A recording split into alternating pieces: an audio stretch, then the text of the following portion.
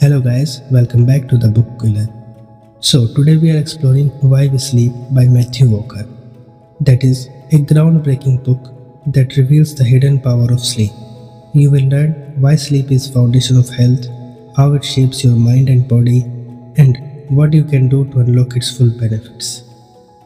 So let's start with chapter 1. Chapter 1. To sleep. Imagine this.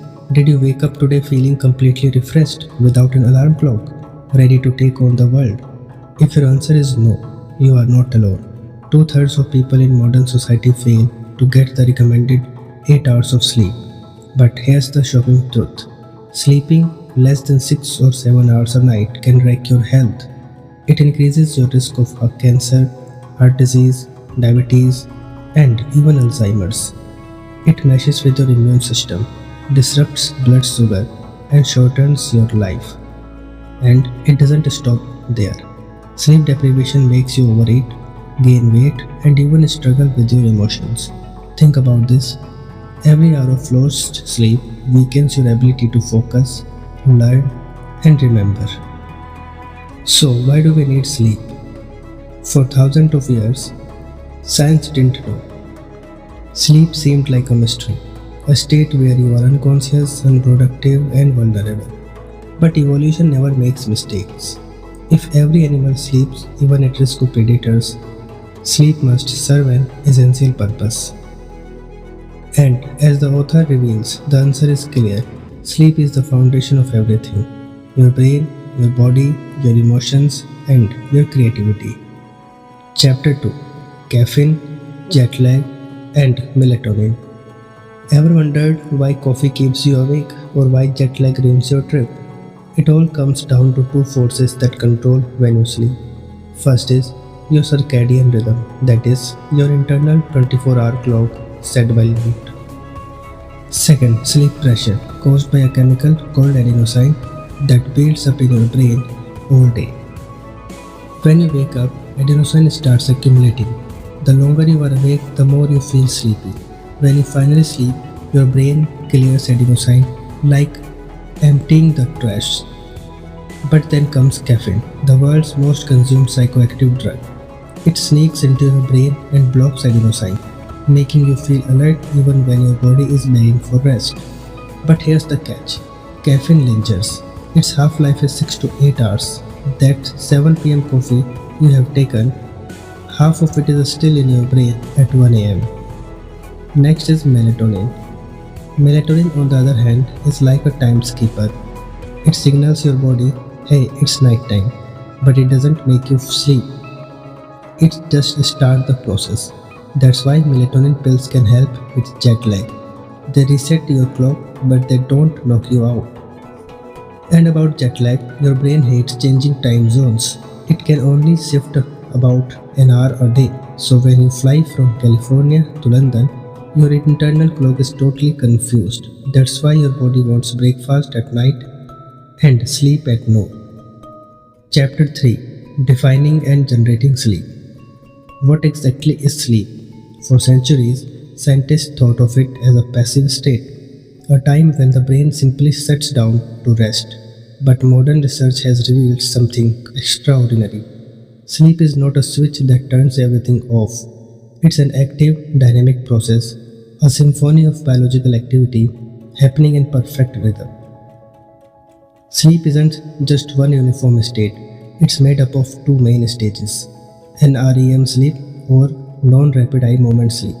Second, REM sleep, which stands for rapid eye movement sleep, the stage where dream happens. Think of NREM and REM as two sides of the same coin. Each serves unique, vital purposes for your brain and body. So let's discuss both of them one by one. First is NREM sleep, the deep restorative stage. NREM is like your brain's housekeeping crew. During this stage, your body enters deep, slow wave sleep, the kind that makes you feel truly refreshed. Imagine millions of little cleaners scrubbing away toxins and waste from your brain. This is also the time when your brain consolidates memories. It takes what you learned during the day and moves it from temporary storage to long term memory. Without this step, learning is almost useless. You will forget most of what you studied. NREM also resets your nervous system, calming stress, signals, and restoring balance. It repairs tissues, strengthens your immune system, and even lower blood pressure. If you miss NREM, then you are vulnerable to infections, mood swings, and even chronic illnesses. Second is REM sleep, rapid eye movement sleep, where dreams happen. The next step is REM sleep, the dreaming stage, the most mysterious and magical stage of all. This is where you dream. During REM, your brain becomes almost as active as when you are awake, but your body is paralyzed, like a safety lock. Why? So you don't act out your dreams. REM is not just entertainment for your mind, it plays a critical role in creativity, emotional balance, and problem solving. Ever heard of the phrase sleep on it? There's truth to that. Your brain uses REM to process emotions and connect ideas in ways you can't when you are awake. It's like your brain's own internal therapy session, helping you manage stress and heal emotional wounds. This is why sleeping 8 hours isn't just about quantity, it's about quality. If you cut your sleep short, you rob your brain of crucial REM cycles. That's why waking up early after a late night leaves you groggy and emotionally unstable. So, why should you care? Because every time you trade sleep for work, scrolling on your phone, or binge watching shows, you are cutting this biological masterpiece short. You are not just losing rest, you are losing memory, creativity, emotional stability, and even years of your life. Chapter 4: Who sleeps, how do we sleep, and how much? Sleep is not just a human thing, it's a universal law of life. Every animal on earth, from the tiniest insect to the largest mammal, has some form of sleep. If evolution has kept sleep around for millions of years, it must be serving a vital purpose. But here's the fascinating part: the way different creatures sleep is incredibly diverse and sometimes downright bizarre. Every creature sleeps, but differently. Let's start with dolphins. Dolphins sleep with half their brain at a time. One hemisphere rests while the other stay awake, controlling breathing and watching for predators. After a while, they switch. Birds do this too, especially those that migrate long distances without landing. Half the brain sleep mid-flight while the other keeps them airborne. Imagine taking a nap while driving on the highway. That's how impressive this is. Even insects show sleep-like behavior. And reptiles, fish, and mammals all have unique sleep patterns. Why does this matter? Because it proves sleep isn't a luxury. It's a biological necessity, as essential as food and water. Humans, the 8-hour rule. Now let's talk about us. Humans need around 8 hours of sleep each night. Some people brag about surviving on 4 or 5 hours, but science is clear. Chronic short sleep is dangerous. A tiny fraction of people, less than 1%, carry a rare gene that lets them function well on less sleep. For the rest of us, less sleep means worse memory, weaker immunity, and a shorter life. But here's the catch: most of us are not even close to getting 8 hours. Modern life has stolen our nights, late work hours, screens, stress. They all cut into our sleep time. Chapter 5: Changes in sleep across the lifespan. Sleep isn't the same for everyone. It changes dramatically as we move through life, from the day we are born until our last years. Understanding these changes explains so much about human behavior, learning, and even disease. Sleep in newborns and infants. Let's start at the very beginning. Babies are sleep machines. They spend 14 to 17 hours a day sleeping. But what's fascinating in the type of sleep they get? Newborns spend about 50% of their sleep in REM, the dreaming stage. Why so much? Because REM is like a developmental workshop for the brain. It helps wire the neural circuits for vision, language, and emotional regulations. In fact, scientists believe dreaming plays a role in shaping an infant's brain for the world they are about to experience. As babies grow into toddlers, total sleep decreases to about 11 to 14 hours a day. But REM remains high because the brain is still under construction. Next is children and teenagers. Now let's talk about kids and teens. Children need around 10 to 12 hours of sleep. Their deep and REM sleep is incredibly powerful, stronger than at any other time in life. It's what fuels their learning. That's why kids soak up information like sponges. Their brains are optimized for memory consolidation during sleep. Then comes adolescence. Teenagers need about 8 to 10 hours, yet most don't get it. Why? Because their biological clock shifts later during puberty. They naturally fall asleep later at night and wake up later in morning. It's biology, not laziness. But here's the problem. School starts early, so teens are forced to wake up at 7 or 6, while their brains are still in deep sleep mode. The result? Chronic sleep deprivation. And that's linked to mood swings, poor academic performance, and even higher risk of depression and accidents. Next is adulthood. Now we enter adulthood. Most adults need about 7 to 9 hours of sleep. But this is the phase where careers, families, and responsibilities often steal sleep time. Many adults proudly cut back on sleep to work more or socialize more, but the cost is huge: impaired performance, higher stress, and long term health problems. Older age. Finally, let's talk about the older adults. As we age, sleep changes dramatically. Deep NREM sleep declines and REM becomes more fragmented. Many other people complain they can't sleep as well, and that's true. They wake up more often, take longer to fall asleep, and sleep less deeply. Why does this happen? Part of it is changes in brain chemistry, part of it is medical condition, and part of it is lifestyle. But here's the concerning part: losing deep sleep in old age is linked to memory problems and even Alzheimer's disease. In fact, poor sleep may be a predictor of cognitive decline. So, across life, sleep is not constant, it evolves, reflecting the brain's changing needs, from building circuits in babies to preserving memory in old age. But at every stage, one truth remains: sleep is essential. Chapter 6: Sleep and the Brain. Imagine your brain is a library.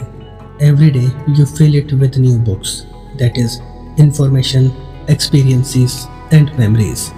But there's a problem: the books are all piled up in the entrance hall. If you don't organize them, you won't find them later.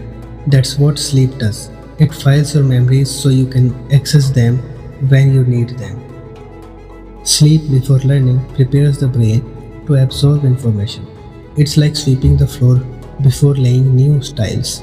Sleep after learning cements that information. Studies show students who sleep after studying remember far more than those who pull all-nighters. And then there's the creativity. REM sleep, the dreaming stage, is like a master inventor. It takes all the random pieces of information you collected and finds connection you didn't even know existed. Ever solved a problem after sleeping on it? That's REM at work. Sleep also sharpens decision making. Without it, your brain's prefrontal cortex, the control center, malfunctions. You become more impulsive, less focused, and worse at problem solving. In short, sleep is the best brain booster you will ever have. Chapter 7: Sleep Deprivation and the Brain. Now, what happens when you don't get enough sleep? Brace yourself, because it's not pretty. First, your attention span collapses. Even mild sleep loss makes it harder to concentrate and remember details. In fact, being awake for 19 hours impairs your brain as much as being legally drunk. Sleep deprivation also wrecks your emotional stability. Your amygdala, that is the brain's emotional center, goes into overdrive, while the rational prefrontal cortex shuts down. That's why you are irritable, anxious, and stressed when you are tired. Lack of sleep doesn't just make you moody, it makes you irrational. And here's the shocking state. After losing just 1 hour of sleep, car accidents spike. Every year, when we switch to daylight saving time and lose an hour, road accidents and heart attacks risk our very next day. Chapter 8: Sleep and the Body. When we think about health, we often think about diet and exercise. But there's a third pillar, one that is even more important, that is sleep. Without enough of it, the other two can't do their job. In fact, sleep might be the most effective health insurance you will ever have. So, what exactly does sleep do for the body? The answer is everything. Let's break it down. First is immunity and disease defense. First, your immune system. When you sleep, your body releases infection fighting molecules called cytokines and boosts the activity of natural killer cells. These cells are your body's frontline soldiers against cancer and viruses. But here's the scary part. If you sleep less than 6 hours a night for just 1 week, your natural killer cells drop by 70%. Yes, 70%. Imagine firing 70% of your security guards and leaving the front door wide open. That's what happens when you skimp on sleep. No wonder poor sleep is linked to higher risk of cancer, including breast, colon, and prostate cancer. And it's not just long-term disease. Even the common cold loves sleep deprivation. Studies show that people who sleep less than 7 hours are 3 times more likely to catch a cold than those who sleep 8 hours or more. So next time you think you are too busy to sleep, remember, you might end up too sick to work. Metabolism and weight control. Sleep is also a powerful regulator of your metabolism. When you don't get enough sleep, two hormones go haywire: ghrelin and leptin. Ghrelin is the hunger hormone. It makes you crave food, especially high caloric junk. Leptin is the fullness hormone. It tells your brain you have had enough. Lack of sleep increases ghrelin and decreases leptin. The result is you are hungrier, you eat more, and you gain weight. And here's the kicker. Sleep deprived people don't just eat more, they specifically crave sugary and fatty foods. It's biology's cruel joke. Tired brains want instant energy, so they make you reach donuts, chips, and sodas. Next is diabetes and blood sugar. But it gets worse. Sleep deprivation messes with your blood sugar, making your body less sensitive to insulin. Even one bad night can make you temporarily pre-diabetic. That's why chronic short sleep is strongly linked to type 2 diabetes. Next is heart health. Now let's talk about your heart. Lack of sleep raises blood pressure and stress hormones like cortisol, which damage your cardiovascular system. People who sleep less than 6 hours a night have 200% higher risk of fatal heart attack or stroke.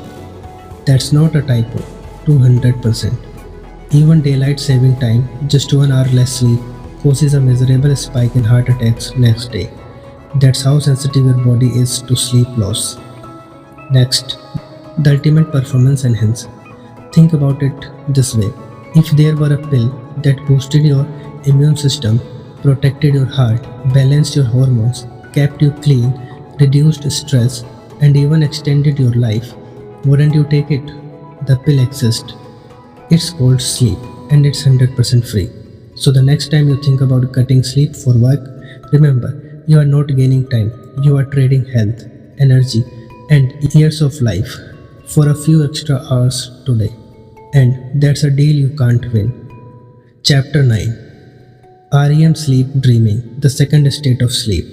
Let's start with what REM sleep really is. REM stands for Rapid Eye Movement, and it's the stage where most of our dream happens. During REM, your eyes dart back and forth beneath your eyelids as if you are watching something. Your brain is almost as active as when you are awake. In fact, if I showed you a brain scan of someone dreaming, you might mistake it for someone fully alert. But here's the strange part. While your brain is buzzing with activity, your body is paralyzed. you can't move. This paralysis is built-in safety mechanism so you don't act out your dreams. Imagine if your brain didn't do this, you would have running, jumping, and maybe even punching in your sleep. So, why all this effort? Why does the brain enter this bizarre state of high activity and full body paralysis? The answer is profound. Dreaming is therapy for the mind. When you are awake, life throws stress, pain, and conflict at you. Those experiences can overload your emotional circuits. REM sleep acts like an emotional therapist. It replays emotional experiences but in a safer environment, without the stress chemical that flood your brain during the day. It's as if your mind is saying, let's revisit this memory, but this time without the pain. That's why after a good night's sleep, yesterday's problems feel more manageable. Your brain has processed them in the theater of dreams, the problem solving stage. But REM isn't just therapy, it's also creativity on steroids. When you dream, your brain starts connecting things in unusual ways. Ideas collide, merge, and reshape. This is why so many breakthroughs in art and science have come from dreams. Paul McCartney heard the melody of yesterday in dream. The periodic table was inspired by a dream. Even the sewing machine was born from a dream. When you dream, your brain doesn't play by rules. And that's exactly what makes it most powerful. Chapter 10, Dreaming as Therapy, the Brain's Emotional Healing. Why do we dream?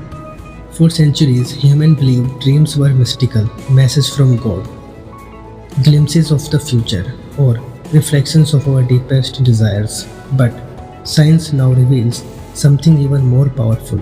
Dreams are therapy, not in a symbolic way, but in a real biological sense. When you experience something emotional, joyful or painful, your brain locks it in a memory. But emotional memories are raw, like wounds. If you don't process them, they stay sharp, making you anxious, stressed, or even traumatized. This is where REM sleep, the stage of vivid dreaming, comes to rescue. The emotional cleanser. During REM, your brain replays emotional experiences, but with one critical difference. The stress chemical norepinephrine, which floods your brain during the day, disappears during REM. That means you can revisit painful memories without the same sting of stress. It's like a cleaning a wound gently, without pain, so it can heal. This process is why, after a good night's sleep, yesterday's argument, heartbreak feels less overwhelming. You are not ignoring it, your brain has processed it, its emotional first aid, done silently while you dream. Next, dreams and trauma recovery. Now consider trauma. For people with PTSD, that is, post-traumatic stress syndrome, REM sleep often breaks down. They wake up repeatedly, or they relive the trauma in nightmares without fully processing it. It's as if the brain keeps picking at the wound instead of healing it. Research shows that when PTSD patients regain healthy REM sleep through therapy or treatment, their symptoms improve dramatically. Nightmares ease, flashbacks reduces, emotional scars begin to close. Sleep, it turns out, might be the most natural form of trauma therapy we have. Sleep, it turns out, might be the most natural form of trauma therapy we have. Why dreams feel so real? Ever had a dream so vivid you wake up with your heart pounding? That's because the emotional and memory centers of your brain, the amygdala and hippocampus, they are highly active during REM. Dreams simulate real life, letting you practice and process emotions in a safe virtual world. This is why even dreams that seem strange, a bizarre mix of faces, places, or events, serve a purpose. They help your brain integrate memories and emotions into your life story. They make senses of chaos. Your nightly therapist. So the next time you go through a breakup, a stressful meeting, or a fight with a loved one, remember this. Your brain has scheduled an appointment with the best therapist you could ask for. Chapter 11, Dream, Creativity and Control. The surprising power of dreams. Dreams are strange, unpredictable, and sometimes downright bizarre. You wake up wondering, why was I flying over a city made of chocolate while talking to my childhood teacher? It seems random, but it's not. There's a reason your brain creates these surreal stories. It's doing some of its most brilliant work while you are asleep. The creative laboratory of REM. During REM sleep, the brain behaves differently than when you are awake. Logical. Linear thinking takes a backseat. The prefrontal cortex, the part that says, that's not possible, goes quiet. Meanwhile, the creative centers of your brain lights up. Networks that normally stay separate during the day start connecting in wild, imaginative ways. This is why dreams are so creative and unconventional. Your brain uses this time to make associations you would never consider while awake. That's how new ideas are born. It's not chaos, it's innovation. Consider some of history's great breakthroughs. Paul McCartney dreamed the melody for Yesterday, one of the most famous songs ever written. Dmitri Mendeleev saw the periodic table in a dream. The structure of the sewing machine was also a dream. These aren't coincidences. They are examples of the brain's overnight creative engine at work. When you sleep on a problem, your mind keeps working on it quietly, without your interference, and often comes back with a solution that feels almost magical. The role of emotion in creativity. Dreams don't just connect ideas, they mix in emotions. That's why creative insights often come with a feeling of yes, this fits. Emotions help guide which ideas matter and which don't. In this sense, dreams act like a creative filter, sorting through endless possibilities and presenting the ones that resonate most. Now let's talk about lucid dreaming, a phenomenon where you become aware that you are dreaming while still in the dream. Some people can even take control, flying at will, exploring imaginary worlds, or facing fears in safe space. Lucid dreaming fascinates scientists because it's a hybrid state. You are conscious inside unconsciousness. It's like having a virtual reality simulator powered by your brain. Some athletes use it to rehearse moves. Artists use it to spark inspiration. Your dream power. So the next time you wake up from a strange dream, don't dismiss it. Your brain was doing something extraordinary, processing your life, healing your emotions, and maybe even planting the seeds of your next big idea. Dreams are not wasted time. They are midnight theater of the mind, where imagination runs wild and solutions are born. All you need to do unlock this creative powerhouse. Chapter 12. Things that go wrong with sleep. Not everyone enjoys peaceful nights. Millions suffer from sleep disorders, and many don't even realize it. Let's talk about the most common ones. First, insomnia tops the list. It's not just tossing and turning for one night. It's a chronic inability to fall asleep or stay asleep, leaving you exhausted and anxious. And here's the cruel twist. Worrying about sleep makes insomnia worse. Then there's a sleep apnea, a condition where breathing repeatedly stops during sleep. Each time it happens, your brain jolts you awake for a split second, breaking deep sleep. People with apnea often feel tired all day, even after a full night in bed. It's linked to high blood pressure, heart disease, and even early death. Other disorders include narcolepsy, that is, sudden sleep attacks during the day, and restless leg syndrome, which makes your leg twitch uncontrollably at night. These conditions remind us that sleep isn't simple. It's a delicate biological orchestra, and when one instrument goes out of tune, the whole performance suffers. Chapter 13. Sleep Pills, the Bitter Truth. Sleep pills, the bitter truth. When sleep becomes hard, many people reach for a quick fix, that is, sleeping pills. The pharmaceutical industry markets them as a solution, but the truth is far more complicated and alarming. Sleeping pills don't give you natural sleep, instead, they sedate you.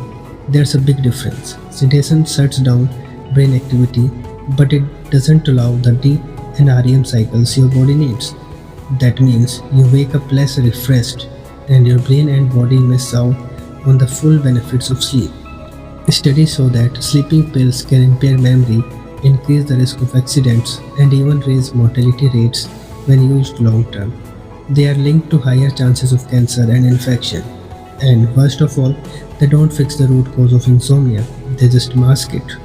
The real solution isn't in a pill, it's in restoring healthy sleep habits and natural rhythms, something we will cover shortly. Chapter 14: How to Sleep Better, the Rules for Life Changing Rest. So, what can you do to protect your sleep? Author offers evidence based tips that really work. Here are golden rules. First, stick to a schedule. Go to bed and wake up at the same time every day, even weekends. Second, keep it cool.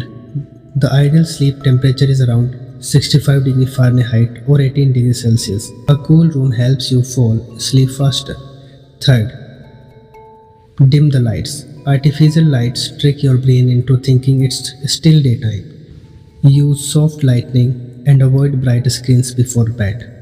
Fourth, avoid caffeine and alcohol. Caffeine lingers in your system for hours and alcohol disrupts REM sleep.